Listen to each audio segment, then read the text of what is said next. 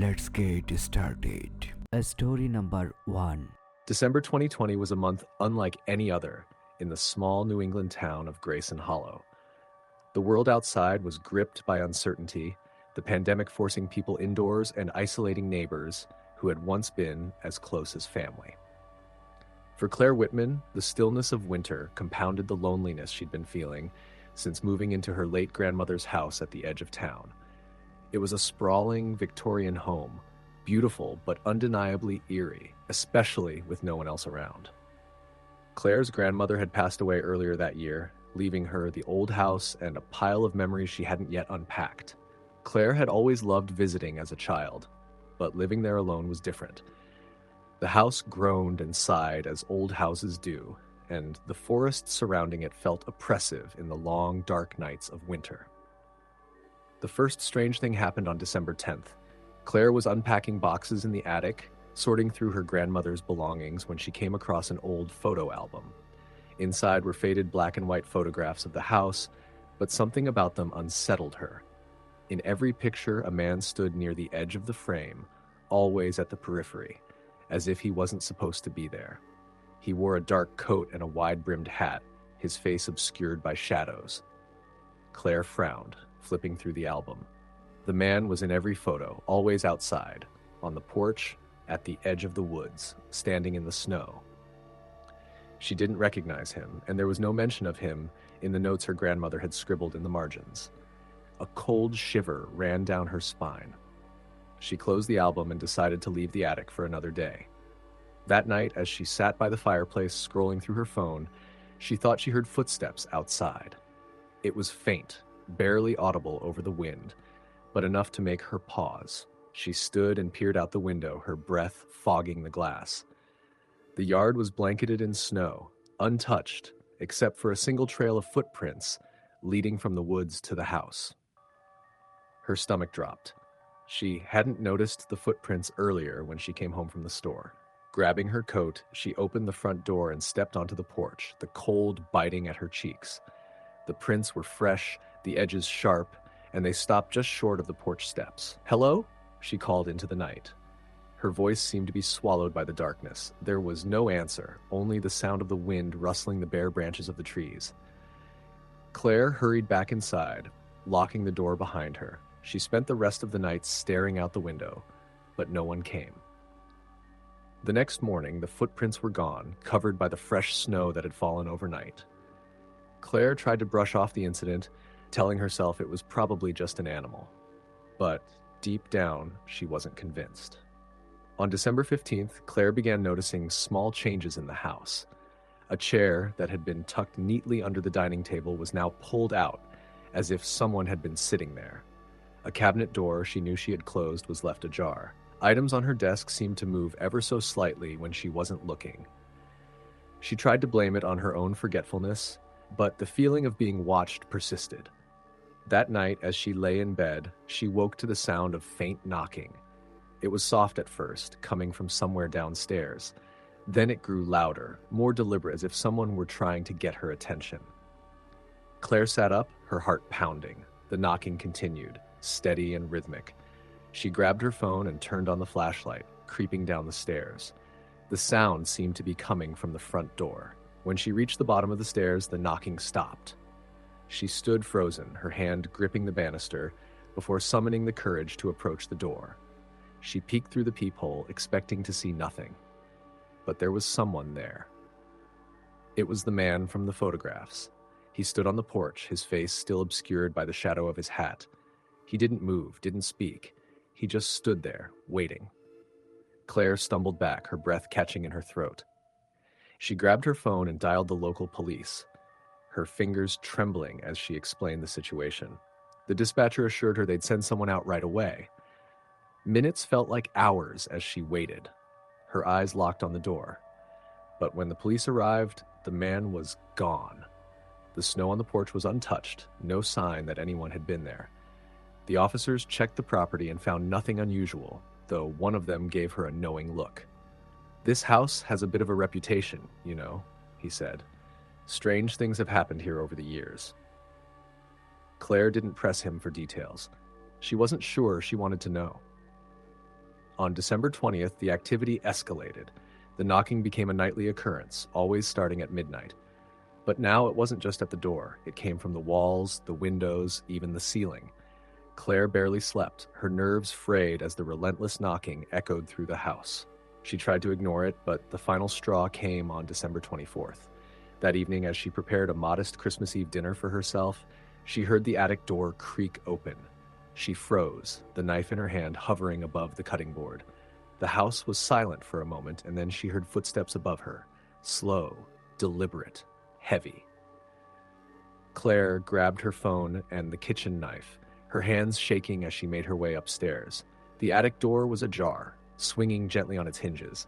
She swallowed hard and stepped closer, her flashlight beam cutting through the darkness.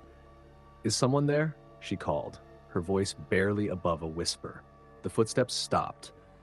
For a moment, there was nothing but the sound of her own breathing, and then from the shadows, the man stepped forward. His face was no longer hidden. It was pale and hollow, his eyes black pits that seemed to bore into her soul. He raised a hand, pointing at her, and in a voice that sounded like the wind through the trees, he whispered, "Leave." Claire didn't wait. She bolted down the stairs, out the front door, and into her car. She didn't stop driving until she reached the next town, where she checked into a motel and stayed until morning. When she returned to the house on December 26th, it was silent and still. Nothing seemed out of place, but Claire didn't care. She packed up what little she could and left for good, vowing never to return. The house in Grayson Hollow remains empty to this day. Locals say it's cursed, that the man who appears every December is a spirit tied to the land, a warning to anyone who dares to stay. Claire doesn't know if she believes in curses, but she knows what she saw. And every year as December approaches, she can't help but glance over her shoulder, wondering if the man in the shadows will come looking for her again. Story the end. Story number 2. December in the small town of Ashwood was a season of quiet reverence and thick snow, blanketing the landscape in a serene white shroud. By day, it sparkled under the pale winter sun, but by night, it took on a haunting stillness. The locals whispered of strange happenings during the month of December, events they attributed to the old Maplewood Manor perched on the edge of town. Maplewood Manor was a sprawling, decrepit mansion that had been abandoned for decades. Despite its decay, it exuded an eerie charm that made it a magnet for ghost stories. Every December, locals claimed to see lights flickering in its windows, hear whispers on the wind, and sometimes witness shadowy figures roaming its halls. But the bravest of skeptics had always dismissed these stories, until Sarah and her friends decided to investigate. Sarah was a journalist for a regional magazine, always chasing the next big story. Her curiosity often led her into unusual situations, and this December was no different. She'd been hearing the tales of Maplewood Manor since childhood, but had never ventured near it. Now, armed with her camera, flashlight, and 3 equally adventurous friends, Mark, Jenna, and Tom, she was determined to uncover the truth. The group chose a night close to the winter solstice, believing it to be the darkest night of the year, perfect for uncovering mysteries. The moon hung low, its silver glow casting long shadows on the snow-covered ground as they trudged toward the manor. The air was bitterly cold, biting through their layers of clothing. The path leading to the house was overgrown, the snow crunching beneath their boots the only sound in the eerie silence. As they approached, the manor loomed like a giant shadow, its broken windows resembling hollow eyes staring into the void. Mark was the first to speak. "It's just an old house, probably falling apart inside. I bet the stories are just kids trying to scare each other." Jenna, clutching a thermos of coffee, shot him a look. "Then why are you shivering? Scared, Mark?" "Cold," he replied quickly, but his voice wavered. They reached the front door, which hung slightly ajar. Sarah stepped forward, pushing it open with a creak that echoed into the darkness. The air inside was stale and heavy, carrying the faint scent of mildew and something else, something metallic. The foyer was vast, with a grand staircase splitting into 2 directions. The faded wallpaper peeled in long strips, and broken furniture lay scattered across the dusty floor. As they shone their flashlights around, the beams caught glimpses of old portraits, their painted eyes seeming to follow them. "All right," Sarah said, her voice steady. "Let's split up and cover more ground." classic mistake, Tom muttered, but he nodded, his face pale in the dim light. They paired off, Sarah with Jenna and Mark with Tom, agreeing to meet back in the foyer in an hour. Sarah and Jenna ventured into the west wing, where the dining room and kitchen were located. The dining room was cavernous, its long table still set with dusty plates and glasses. It looked as if the occupants had left in a hurry decades ago. Jenna's flashlight flickered, and she slapped it against her palm. "Cheap batteries," she mumbled, but Sarah noticed her hands trembling. They continued into the kitchen, where the metallic scent grew stronger. Sarah's stomach churned as she realized it was blood. A dark, sticky puddle stained the floor near the sink, but it was too fresh for an abandoned house. "Sarah," Jenna whispered, pointing toward the window. On the frost-covered glass, a handprint stood out clearly. It was too large to be either of theirs. "Let's head back," Sarah said, her voice tight. But before they could leave, a noise echoed from the hallway, a faint, guttural laugh.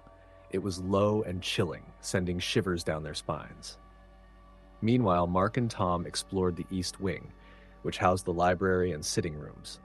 The library was a cavern of books, their spines rotted with age. As they searched, Mark noticed a peculiar book sitting upright on a dusty shelf, untouched by time. He pulled it out, revealing a hidden compartment behind the shelf.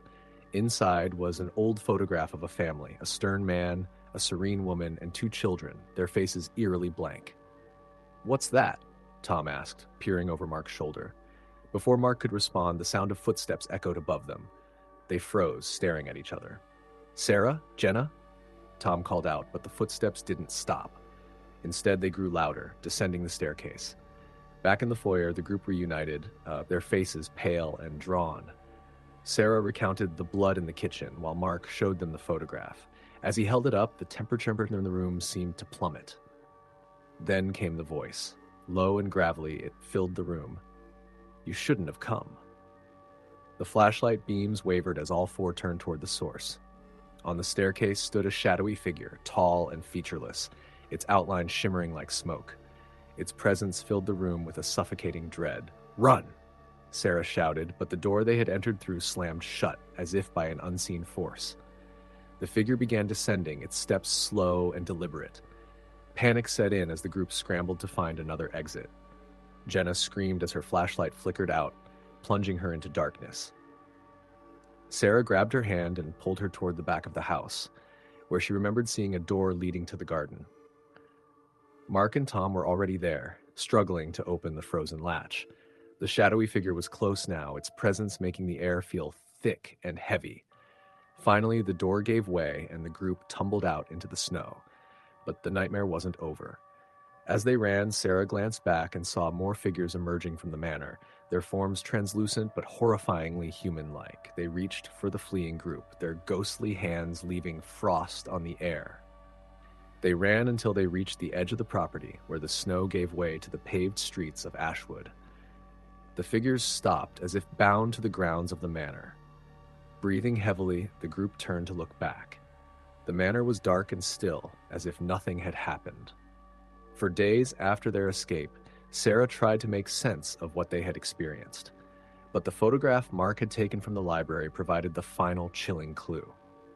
Upon closer inspection, the family in the photo now had faces, and they were the same faces of the shadowy figures they had seen that night.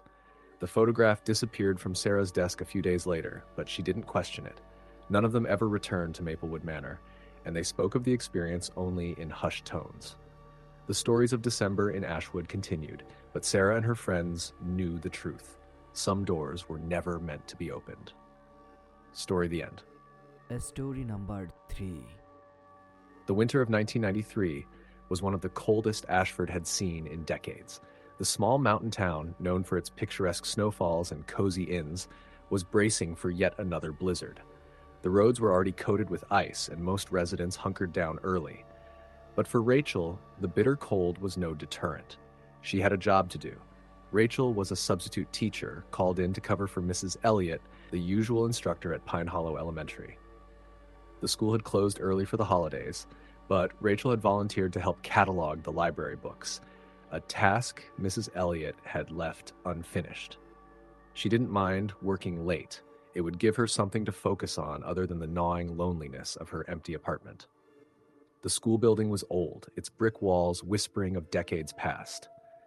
By the time Rachel arrived that evening, the snowstorm had already begun to howl, the wind rattling the windows. She wrapped her coat tightly around herself as she pushed open the heavy front doors. The lights inside flickered as they hummed to life, casting eerie shadows in the long, empty hallways. She made her way to the library, her boots echoing on the polished floors. It was a cozy room by day, with shelves crammed full of books and beanbag chairs in the corner for the younger students. But at night, with the storm raging outside, it felt different, hollow, as if the walls themselves were watching her. Rachel set her thermos of tea on the librarian's desk and began organizing the returned books. The silence was heavy, broken only by the occasional creak of the old building. An hour passed, then 2. She was beginning to lose herself in the monotony of sorting when she heard it, a faint laugh. She froze, her heart hammering. The sound was distant but unmistakable, like a child giggling. She turned slowly toward the hallway, but it was empty.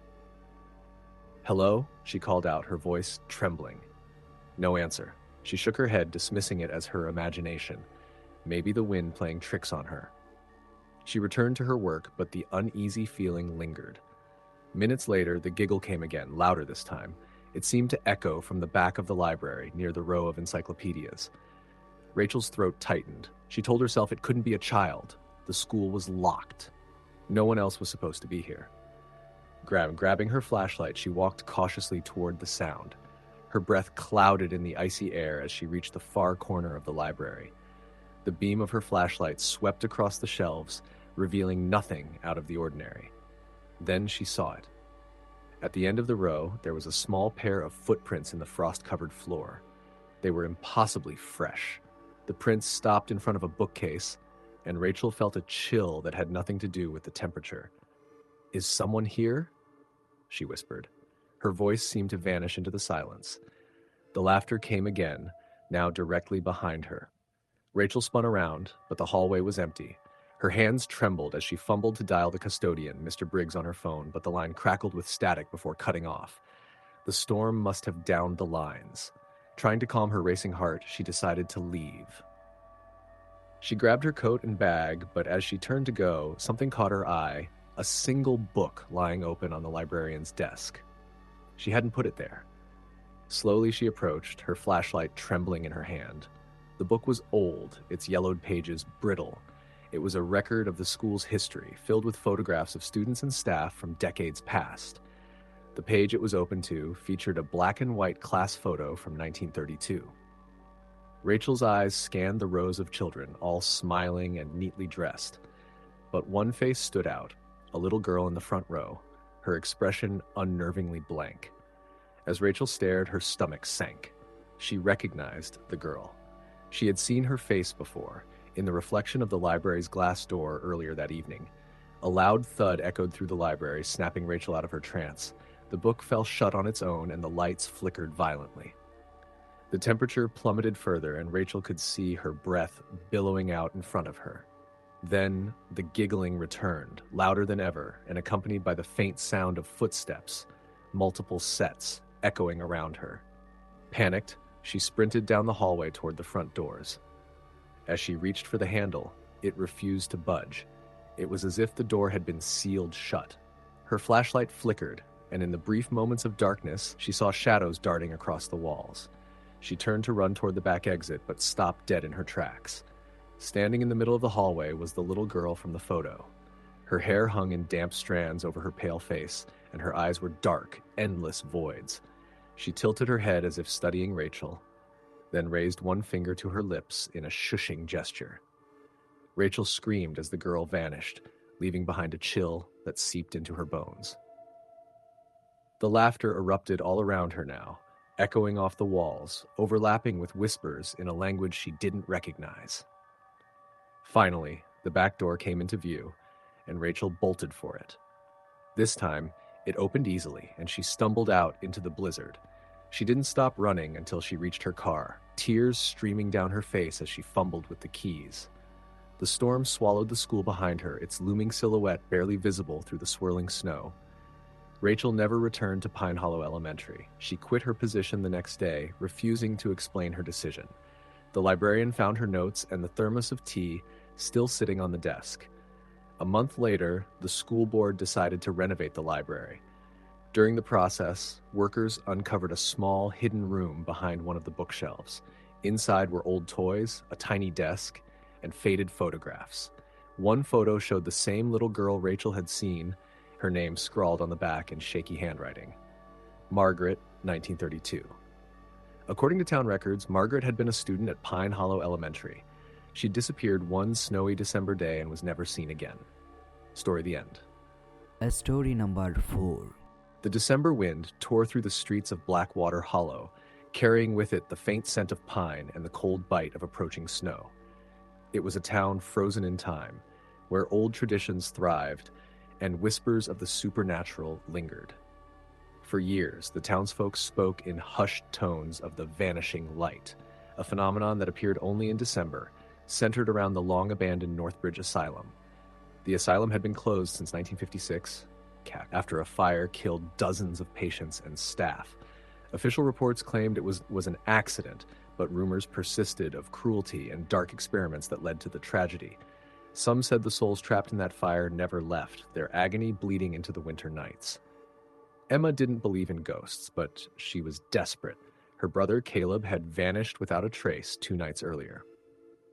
The only clue was the faint glow she saw through the trees on the night he disappeared, a light that came from the direction of the asylum. It wasn't the first time someone had gone missing in December, but Emma refused to sit by and wait. Armed with a flashlight, a notebook, and her father's old hunting knife, she set out alone into the frozen woods. The asylum loomed ahead, its dark silhouette stark against the white snow.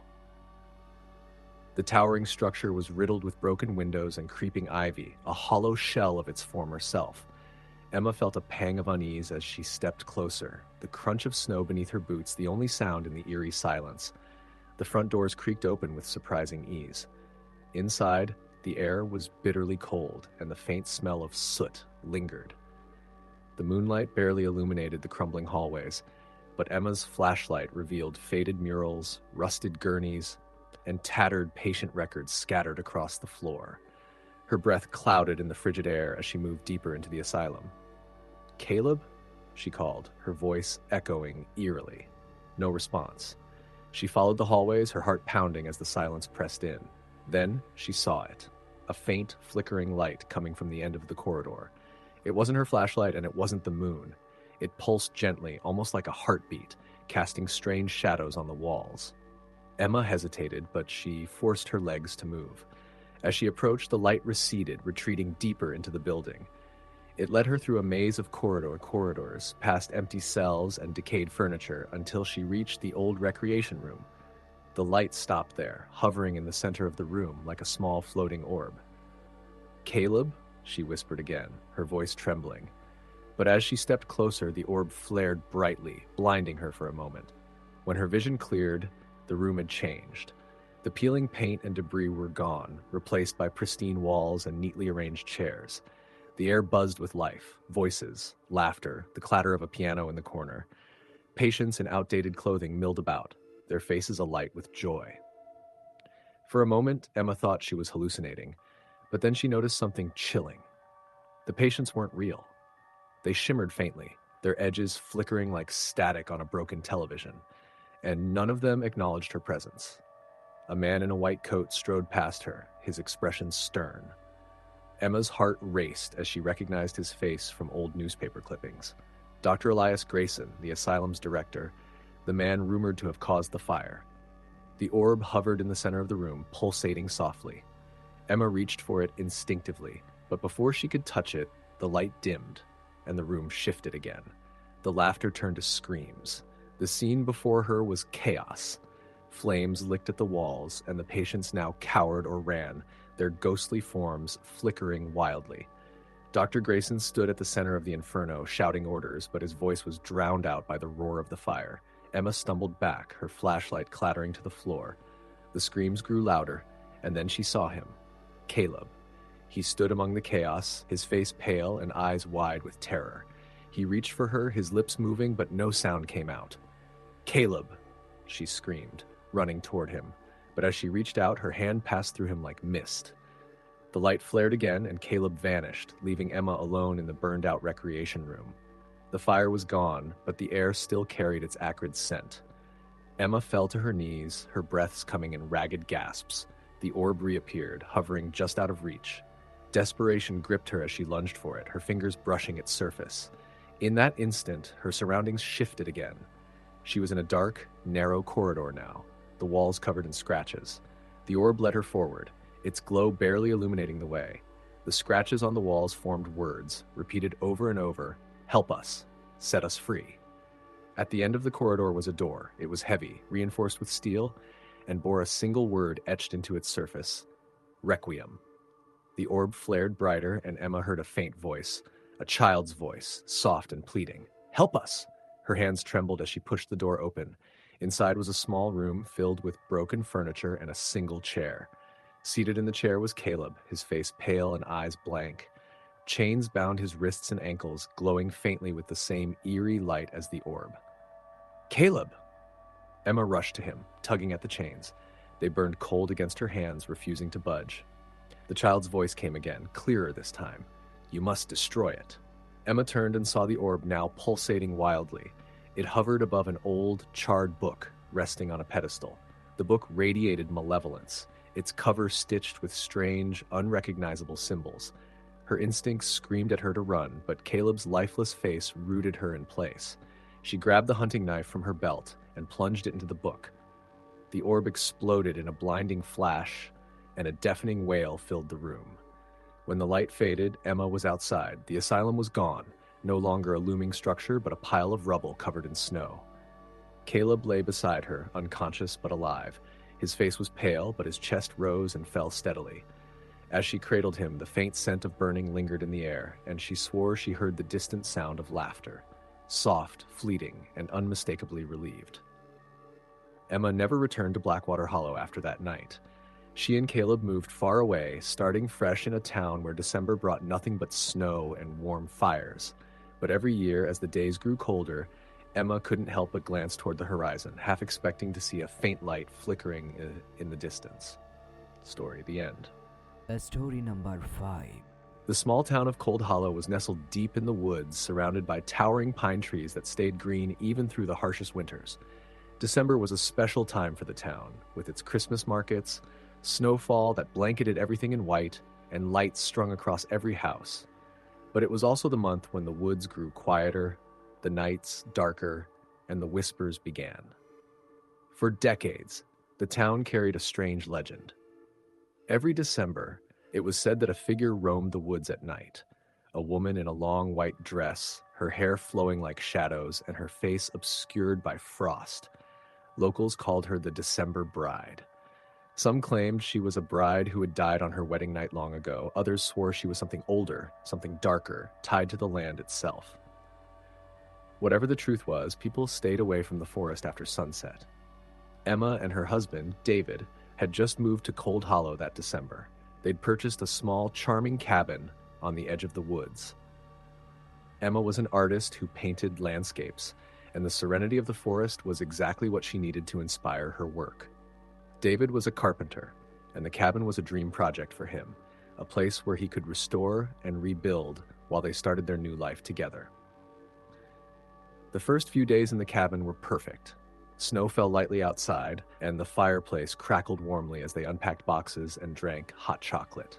Emma spent her mornings painting the snow-covered trees, and David worked on fixing a few creaky floorboards. Everything seemed idyllic. Then, on the night of December 13th, Emma heard the first knock. It came just after midnight, a soft but deliberate knock on the front door. Emma, sitting by the fire, sketching, froze. David was already asleep in the bedroom, and they didn't know anyone in town well enough to expect visitors at this hour. The knock came again, louder this time. "David," Emma called softly, but he didn't stir. Gathering her courage, she grabbed a flashlight and approached the door. She peeked through the peephole but saw nothing, only the snow falling gently under the moonlight. Hesitant, she opened the door a crack and looked outside. The porch was empty, but in the snow just beyond the steps, there were footprints. They were small, like a woman's, and led toward the woods. Emma's breath hitched, and she quickly shut the door, bolting it. The next morning, she told David about the knocks and the footprints. He laughed it off, suggesting it was probably a local playing a prank or an animal scratching at the door. Emma wasn't so sure. Something about the way those footprints led directly into the dark forest unsettled her. Over the next few nights, the knocking continued. Always at the same time, always soft at first, then louder. On the third night, Emma thought she heard a voice, a faint, mournful whisper that seemed to say, "Come." David began to notice Emma's unease. "It's just your imagination," he insisted. "Or maybe some kid in the town has nothing better to do. I'll stay up tonight and see if they come back." True to his word, David stayed up that night. The two of them sat by the fire, the cabin eerily quiet except for the occasional crack of the logs. Midnight came, and the knock followed. 3 slow, deliberate raps on the door. David jumped up, grabbing a flashlight, and flung the door open. No one was there. The footprints, however, were back, leading off into the woods. He followed them with his light, stepping off the porch. Emma grabbed his arm. "Don't," she pleaded, her voice trembling.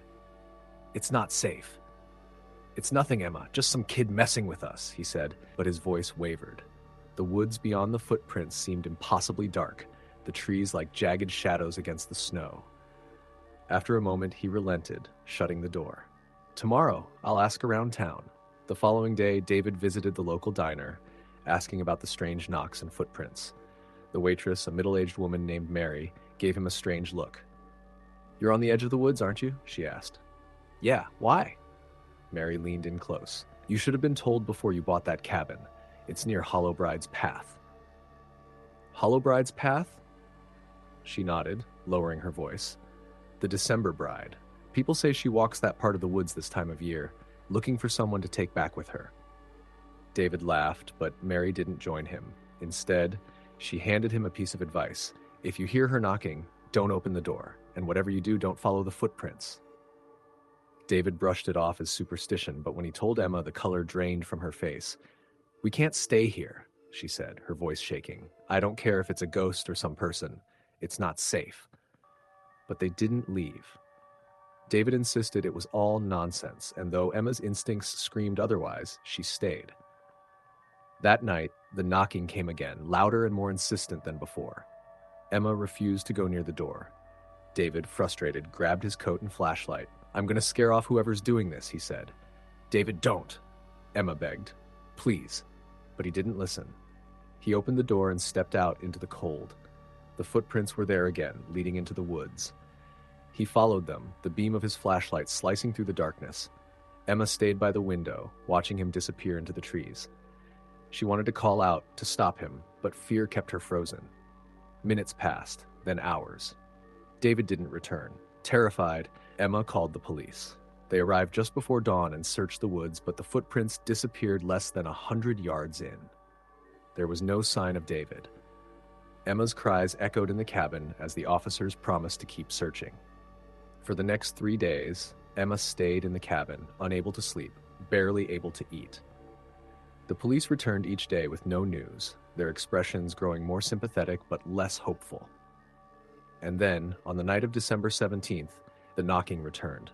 Emma's heart nearly stopped. She grabbed the knife from the kitchen and approached the door, shaking. "David?" she whispered. The knocking came again, louder, almost frantic. She opened the door. There he was, David, standing in the snow, his clothes damp and dirty, his face pale and hollow. His eyes looked distant, unfocused. He didn't speak, only raised a hand to beckon her. "David, where were you?" she cried, stepping toward him. But then she noticed the footprints. They didn't lead back to the woods. They led from the woods, straight to the porch. There were no prints showing where he'd come from. Emma's hand flew to her mouth as David stepped closer. His breath misted in the cold, but something about him was wrong. His movements were jerky, unnatural, as if he were being pulled by invisible strings. His lips parted, and in a voice that wasn't his, he whispered, "Come with me." Emma slammed the door, bolting it shut. The knocking began again, harder this time, shaking the wood. She grabbed her phone, but it wouldn't turn on. The lights in the cabin flickered and died, plunging her into darkness. The knocking stopped.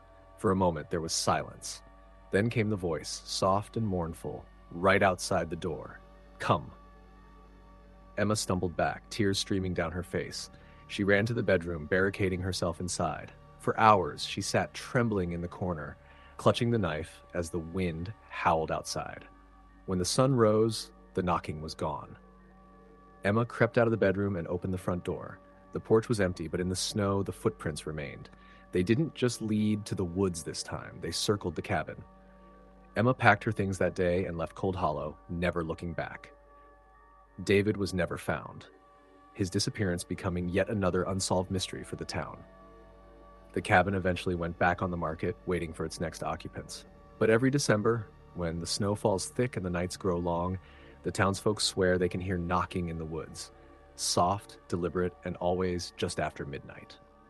Story the end. Story number 6. The town of Frostwood always seemed to hold its breath in December. Nestled in a snowy valley surrounded by dense pine forests, it was picturesque during the day, icicles hanging like ornaments from every roof, snow crunching underfoot, and warm lights glowing in every window. But when night fell, the darkness carried an unnatural weight, as if the forest itself were watching. There was a story in Frostwood, one passed down through generations. It told of a man named Elias Ward, who had vanished in the forest in December of 1912. He was a woodcutter known for his sturdy build and sharp axe, and had lived in a small cabin just outside the town. One night, his neighbors heard screaming echoing from the woods, sharp and panicked. When morning came, the townsfolk searched for him, but Elias was gone. All they found were his footprints in the snow, leading deep into the forest until they abruptly stopped. The legend said that every December, Elias returned. People claimed to see him at the forest's edge, standing in the shadows, his face obscured, and if he knocked on your door, you weren't supposed to open it. Those who did were never seen again.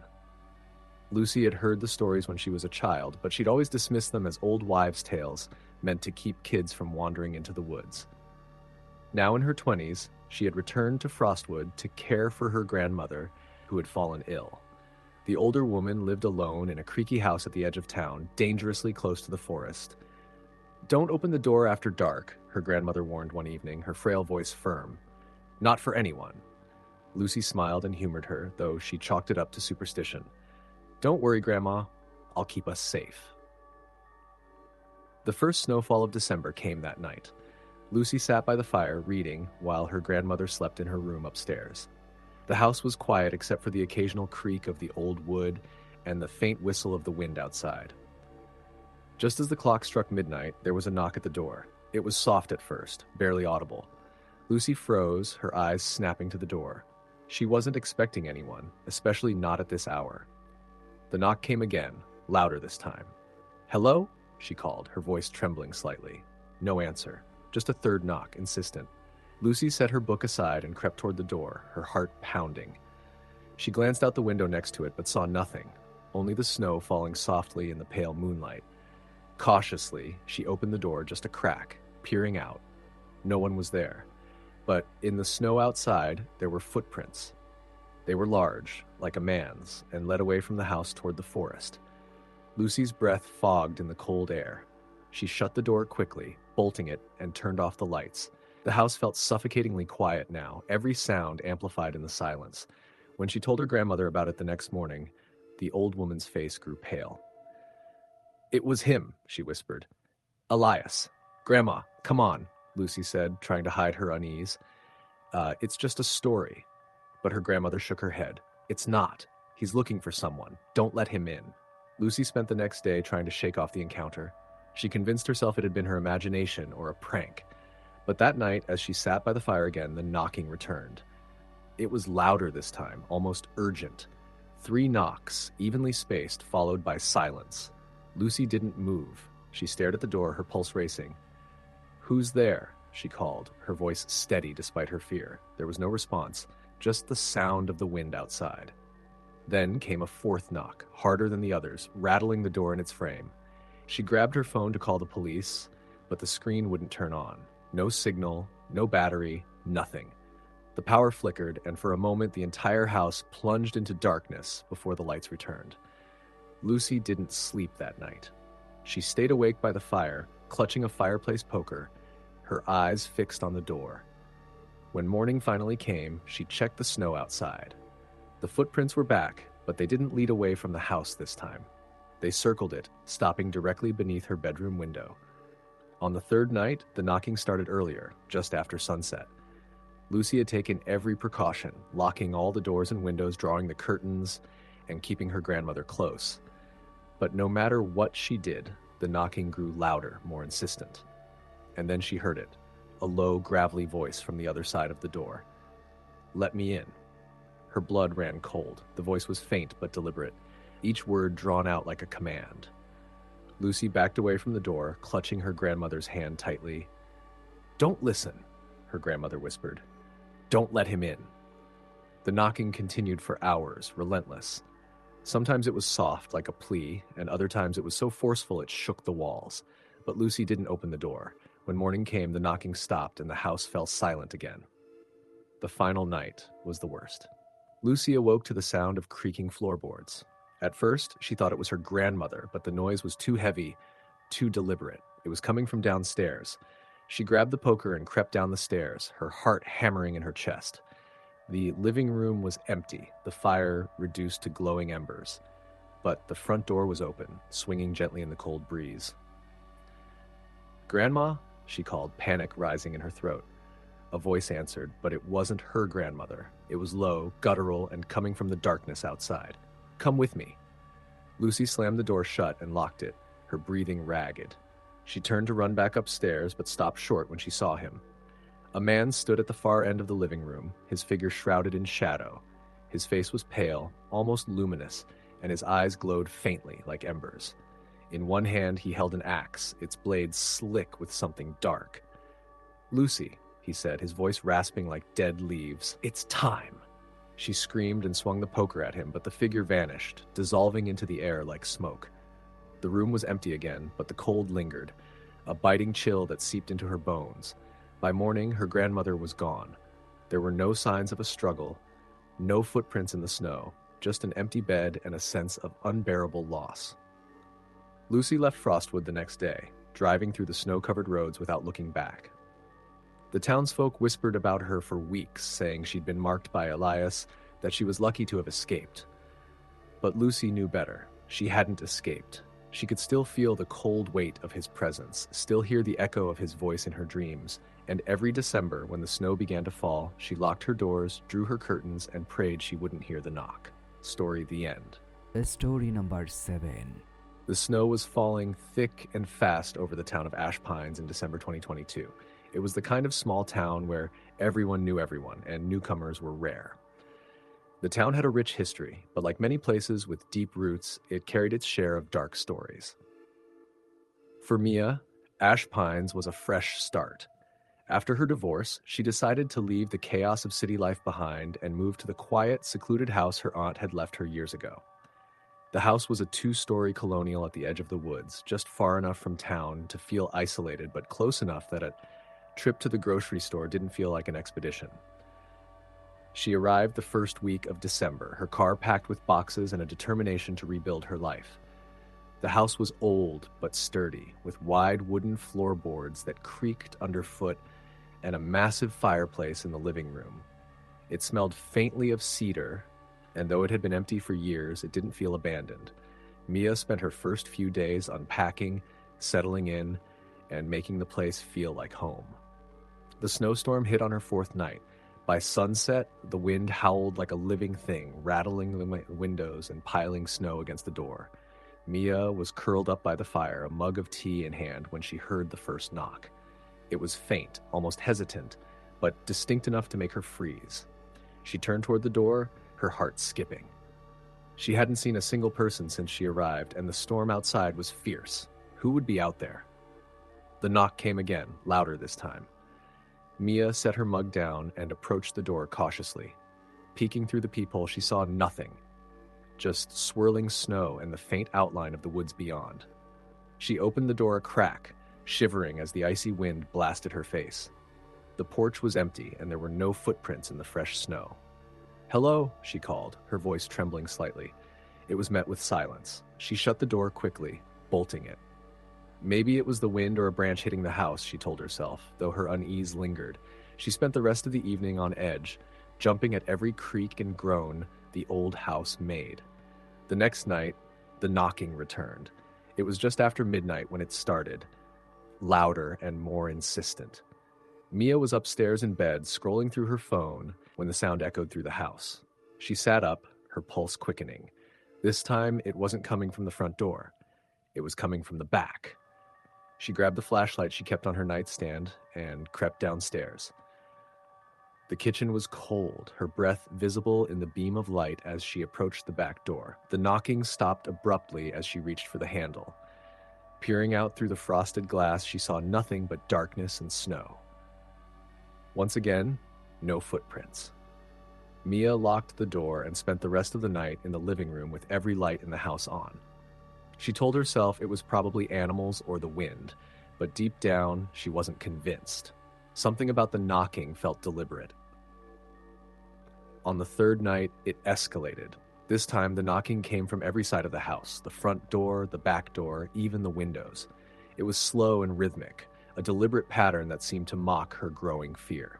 Mia called the police, her hands shaking as she explained what was happening. An officer arrived within 30 minutes.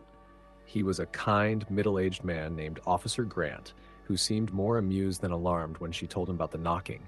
"Probably just kids messing around," he said, though his tone softened when he saw how shaken she was.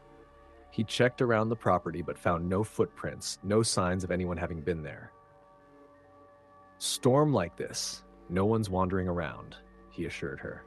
"Keep your doors locked. If it happens again, give us a call." Mia tried to take comfort in his words, but as the snow continued to fall, the sense of being watched only grew. That night, she barely slept. The fourth night was different. The storm had finally eased, leaving the world outside silent and still. Mia spent the day trying to distract herself with unpacking and organizing, but as the sun set, the tension in the house grew thick. She kept every light on, a baseball bat by her side as she sat by the fire, waiting. When the knock came, it was softer this time, almost polite. Mia froze. It was coming from the front door again. She stood slowly, gripping the bat tightly, and walked to the door. "Who's there?" she called. There was no answer. Just another soft knock. Mia's breath came in shallow gasps as she peered through the peephole. This time she saw something. A man stood on the porch, his figure barely visible in the dim porch light. He was tall and thin, wearing what looked like an old-fashioned coat, the kind you'd see in photographs from the early 1900s. His face was pale, his eyes dark and sunken. "Please," he said, his voice muffled by the door. "Let me in. It's so cold." Mia backed away, her heart pounding. "Who are you? What do you want?" The man didn't answer. He just knocked again, his head tilting slightly, as if studying her through the door. "Go away!" she shouted, her voice cracking. The man's expression didn't change, but he stepped closer to the door, his hand pressing against the glass. "Please," he repeated, his voice almost pleading. "It's so cold out here." Mia turned and ran to the living room, her chest tight with panic. She grabbed her phone to call the police again, but the screen was frozen, the signal gone. The lights in the house flickered and then went out entirely, plunging her into darkness. The knocking continued, growing louder, more frantic. It was no longer just at the front door. It was everywhere, on the walls, the windows, the back door. The sounds surrounded her, a cacophony of desperate pounding that made her cover her ears and scream. And then, just as suddenly as it started, it stopped. The silence was deafening. Mia stayed crouched on the floor, too afraid to move, until the first light of dawn seeped through the curtains. When she finally found the courage to check the front door, it was wide open. The snow on the porch was undisturbed, no footprints, no sign of the man. She left Ash Pines that morning, packing whatever she could fit into her car and driving away without looking back. The house remained empty, another abandoned property at the edge of the woods. Locals whispered about it, claiming it was cursed, that something unnatural lived there. Mia never spoke about what happened to anyone, not even her closest friends, but every December, when the snow begins to fall, she locks her doors, keeps her lights on, and prays she never hears that knock again. Story the end. Story number 8. In December of 2020, the world was quieter than usual. The pandemic had emptied city streets, canceled holiday gatherings, and left many people to face their thoughts in silence. For Emma Caldwell, the isolation was a double-edged sword. She had rented a cabin deep in the woods of Maine, hoping to finish her long overdue novel. It was meant to be an escape, a chance to focus, recharge, and reconnect with her creativity. But as the month wore on, the cabin began to feel less like a retreat and more like a trap. The cabin itself was rustic but well-maintained. It had a small living room with a stone fireplace, a tiny kitchen, and a bedroom with large windows that overlooked the dense forest. The snow had started falling the day she arrived, blanketing the trees and muffling all sound. It was beautiful, serene even, but the isolation felt oppressive as the days passed. Emma had always been a night owl, finding her best writing hours in the dead of night. On her third evening in the cabin, just after midnight, she heard it for the first time, a faint knocking at the window in her bedroom. She froze, her fingers hovering over her laptop keyboard. The cabin was miles from the nearest neighbor, and the snow outside was untouched. She turned slowly toward the window, her heart racing. The pale light of the moon illuminated the snow-covered trees, but there was no one there. The knocking came again, louder this time, as if urging her to come closer. Gripping her phone, Emma approached the window and peered out. The woods were empty. She tried to laugh it off. Maybe it was a branch tapping against the glass, but she couldn't shake the feeling that something was watching her. She closed the curtains and returned to her desk, but the knocking continued, softer now, until the first light of dawn. The next night, it happened again. This time, the knocking wasn't confined to the bedroom window. It moved around the cabin, from the living room to the kitchen to the front door. Emma tried to ignore it, telling herself it was just her imagination, but the sound was too deliberate, too rhythmic to be random. She checked every door and window, but they were all locked, and the snow outside remained undisturbed. By the fifth night, Emma was exhausted. The knocking had escalated, happening at all hours, and she could barely sleep. She began to hear faint whispers too, though she couldn't make out the words. She told herself it was just the wind, but deep down she knew better. On December 12th, she decided to investigate. Armed with a flashlight and a heavy fireplace poker, she stepped outside into the freezing night. The snow crunched under her boots as she circled the cabin, her breath visible in the frigid air. The forest was eerily silent, the kind of silence that pressed against her ears and made her feel small and vulnerable. "Hello? Hello?" she called, her voice trembling. "Is someone out here?" There was no reply, only the soft whisper of the wind through the trees. Emma stood there for a long moment, her flashlight beam scanning the woods, before retreating back inside. As she bolted the door, she couldn't shake the feeling that something had been watching her, just out of sight. That night, the knocking stopped. Emma felt a brief sense of relief, thinking maybe whatever it was had moved on. But the next morning, as she sat at the kitchen table with a cup of coffee, she noticed something strange. There were footprints in the snow. They led from the woods to the cabin and stopped just outside the living room window. The prints were deep and clear, the size of a man's boots. But there was no trail leading away, just a single set of tracks, as if whoever had made them had vanished into thin air. Emma's stomach churned. She tried calling the local sheriff's office, but the spotty reception in the woods made it impossible to get through.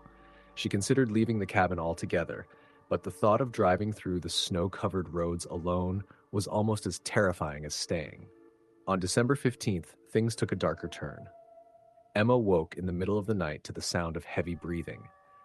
It was faint, almost imperceptible, but unmistakably human.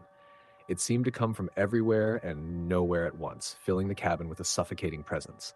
She sat up in bed, clutching her phone, her chest tight with fear. "Who's there?"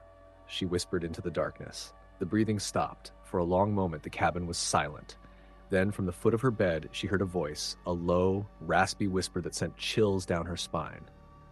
"You shouldn't have come here." Emma screamed and scrambled out of bed, her hands fumbling for the light switch. The room was empty, but the feeling of being watched was overwhelming. She grabbed her coat, her keys, and her bag, determined to leave the cabin that very night. As she opened the front door, she stopped dead in her tracks. The man was standing in the snow just a few feet away. He was tall and thin, dressed in tattered clothes that looked centuries old. His face was pale, almost translucent, and his eyes were dark, empty voids. He didn't move, didn't speak. He just stared at her, his head tilted slightly as if in curiosity. Emma slammed the door shut and locked it, her hands trembling. She grabbed her phone and dialed 911, but the call wouldn't connect. The knocking returned, louder and more frantic than ever, shaking the walls of the cabin. "Leave," the voice whispered again, echoing through the house. "This is not your place." Emma didn't wait to find out what would happen next. She climbed out through the bedroom window, her boots sinking into the snow as she made a run for her car. The engine roared to life, and she sped down the icy road, not stopping until she reached a gas station an hour away. When she returned to the cabin the next day with the sheriff, it was empty. The footprints outside had been erased by the night's snowfall, and there was no sign of forced entry. The sheriff chalked it up to stress and isolation, but Emma knew better. She never went back to the cabin. Her novel remained unfinished, but she didn't care. Whatever had haunted her there, whether it was a restless spirit or something far worse, wasn't something she was willing to face again. Every December, when the snow begins to fall, Emma thinks about the man in the woods. And though she tries to move on, she knows she'll never forget the voice that whispered in the dark. Story the end. Story number 9. It was December of 1990 when I moved into the old farmhouse just outside of town. I was in my early 20s, fresh out of college, and had decided to take a break from the city and escape to a quieter, more peaceful place. The house was small, with a wide front porch and a rusted iron gate that creaked when the wind blew. It wasn't much, but it was all I could afford. The agent who showed it to me said it had been vacant for years. The previous owners, an elderly couple, had passed away, and their children never wanted to deal with the place, so it had remained empty. The first night was peaceful. The wind howled outside, but I was warm inside, tucked into my bed under heavy blankets. The house had an old, musty smell, but I assumed it was just the nature of old buildings.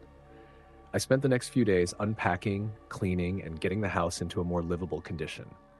I didn't mind the solitude. It was exactly what I needed after the bustle of city life. But as the days went on, something started to feel off. It started with small things.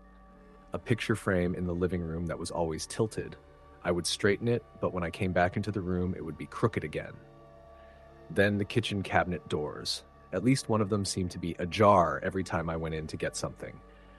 Again, I chalked it up to my own forgetfulness. It wasn't until a week later that the real problems began.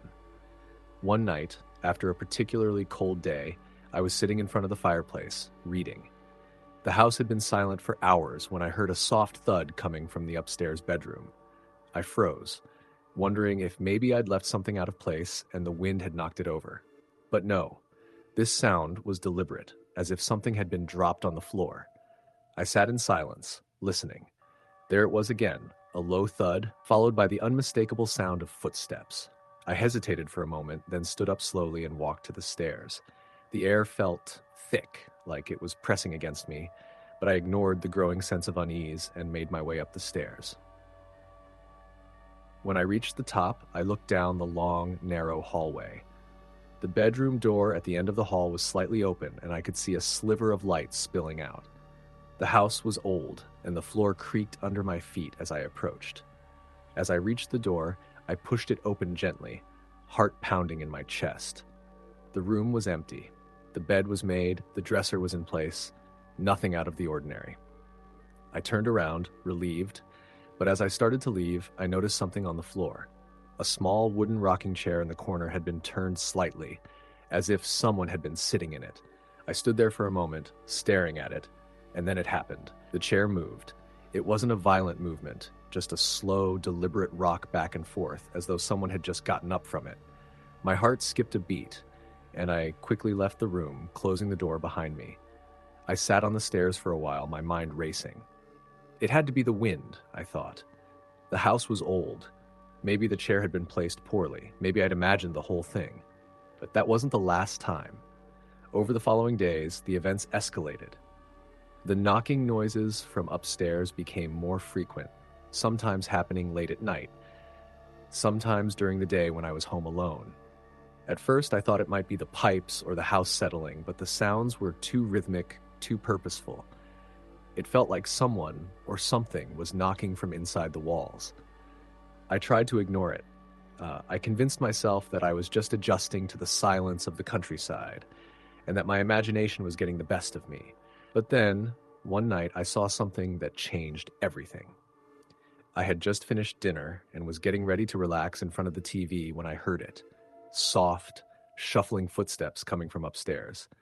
The house was dark, and the only light came from the fireplace and the flickering television. I stood up, heart pounding, and slowly walked toward the stairs. The footsteps grew louder, closer, but no one was there. I reached the top of the stairs, my hand trembling on the railing, and looked down the hallway. The bedroom door was wide open this time, and the rocking chair was back in the corner, unmoved. But something else caught my eye. A shadow, long and thin, passed across the wall of the hallway, like a figure moving slowly in the dark. It was tall and had the shape of a person, but I couldn't make out any features. I stood frozen, my breath shallow. Then, as if the figure sensed me, it turned, disappearing into the room at the end of the hall. I rushed to the bedroom door and swung it open, but it was empty. The rocking chair sat quietly in the corner, just as it had before. I couldn't take it anymore. I grabbed my coat and left the house, running down the driveway into the cold night air. I didn't know where I was going, but I had to get out. The feeling of being watched was suffocating, and the footsteps, those damn footsteps, were still echoing in my mind. The next day I went into town. I stopped at a small diner and sat down to gather my thoughts. I spoke to a few of the locals, trying to ignore the gnawing fear in my chest. Eventually, I gathered the courage to ask the waitress if she knew anything about the old farmhouse.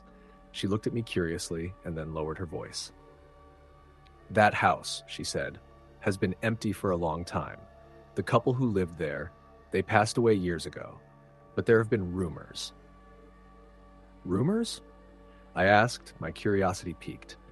"People say the house is haunted," she continued. "They say the husband never really left. He died in that house, and some people think he still roams the halls." I felt a chill run down my spine. I had heard of haunted houses before, but I never believed in them. Not until now.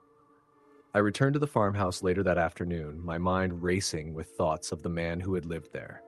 Had he been the one walking through the halls? Was he the one making the knocking sounds?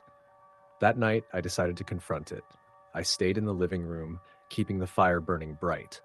The house was quiet at first, but as the clock neared midnight, I heard the familiar shuffling footsteps again. This time, I didn't move. I stayed where I was, eyes fixed on the dark hallway. The steps grew closer until I could hear them just outside the living room door. Then the door creaked open. I didn't look up. I didn't want to, but I could feel the presence in the room. Something cold, something heavy. I could hear the faintest sound, a whisper in the air. "Go."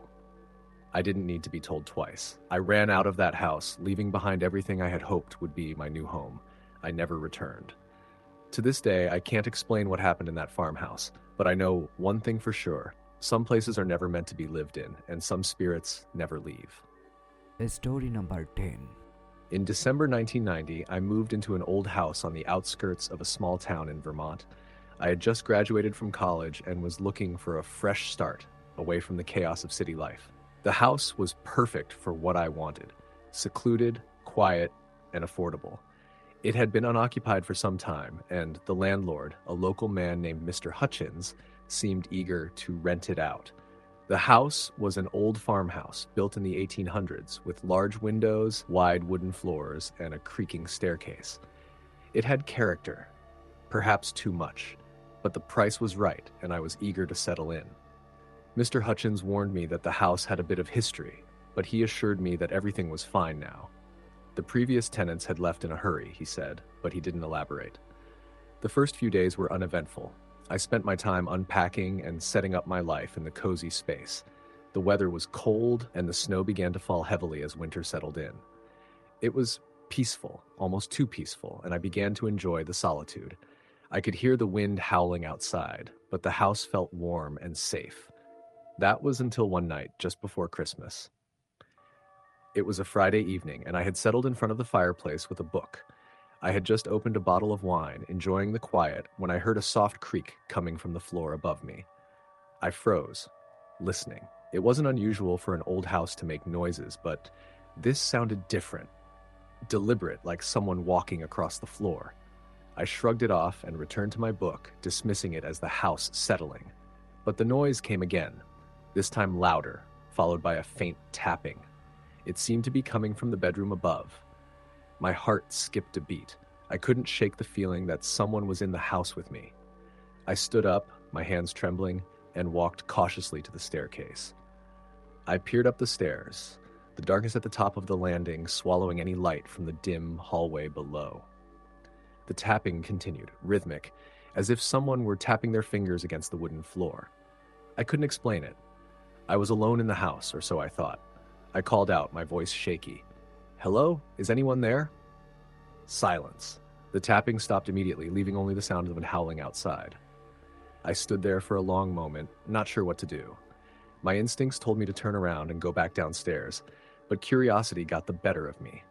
I slowly ascended the stairs, each step creaking beneath my weight.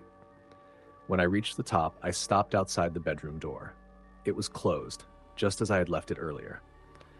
But as I stood there, I felt an overwhelming sense of dread wash over me. The air in the hallway felt colder, and a strange chill crept down my spine. I reached for the door handle, and as my hand made contact, the door swung open by itself. The room was empty. The bed was made, the curtains drawn shut, and everything seemed in order. But something was wrong. I could feel it. A presence, something unseen, seemed to be lingering in the room. I glanced around, my heart pounding in my chest. Then I saw it.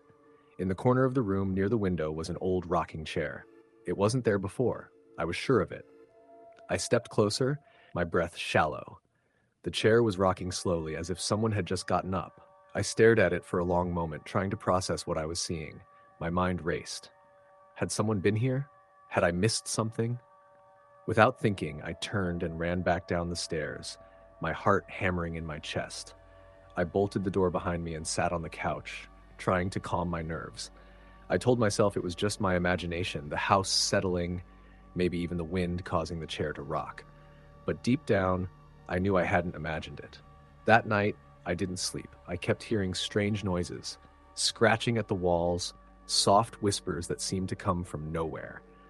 At one point, I thought I heard someone walking around the house, their footsteps slow and deliberate. My mind raced as I sat up, listening in the dark, but there was nothing. Nothing except the relentless wind and the eerie silence that hung in the air. The next day, I couldn't shake the feeling that I wasn't alone in the house. I went into town to get some groceries, hoping that the fresh air and a change of scenery would calm my nerves. I stopped by a small coffee shop and struck up a conversation with the woman behind the counter, whose name was Sarah. After a few minutes of chatting, I mentioned the house I had rented, hoping for some advice. "Oh, you rented the old Henderson place?" Sarah asked, her eyes widening. "Yeah, that's the one," I replied, not thinking much of it. She paused, her expression becoming serious. "You know about the history, right?" "History?" I asked, suddenly feeling uneasy. "The Hendersons who lived there, they were an older couple. The wife passed away about 10 years ago, and not long after her husband disappeared. No one really knows what happened to him, but some people think he never left." I felt a chill crawl down my spine. "What do you mean?" Sarah lowered her voice, glancing around as if she didn't want anyone overhearing. "People say the husband still roams the house. They say he never truly left after his wife died, that he's still searching for her." I sat there, frozen, my mind racing. The things I had been experiencing, the footsteps, the rocking chair, the whispers, started to make a horrifying kind of sense. I had moved into a house that was haunted by the restless spirit of a man who couldn't let go of his wife. That night, as I sat in the living room again, I was determined to get to the bottom of it. I waited until the house was silent, the only sound being the howling wind outside. As midnight approached, the noises started again, the soft creak of footsteps on the second floor, the slow, rhythmic tapping that seemed to come from the walls. But this time, I wasn't afraid. I stood up, my legs shaking, and slowly made my way up the stairs, determined to confront whatever was there. As I reached the landing, I heard it clearly. A voice, soft and raspy, like someone whispering just out of earshot. "Margaret," the voice breathed, the name a mournful sigh that echoed in the hallway. I followed the sound into the bedroom. The rocking chair was still in the corner, now completely still. I stood there for a long moment, staring at it, and then, without warning, it began to rock again, slowly, gently. "Margaret," the voice whispered again, and I felt a sudden chill in the air. I didn't wait any longer. I turned and ran, my heart pounding in my chest. The house felt colder now, the shadows deeper, as if the very walls were alive with unseen eyes. I didn't return to that house.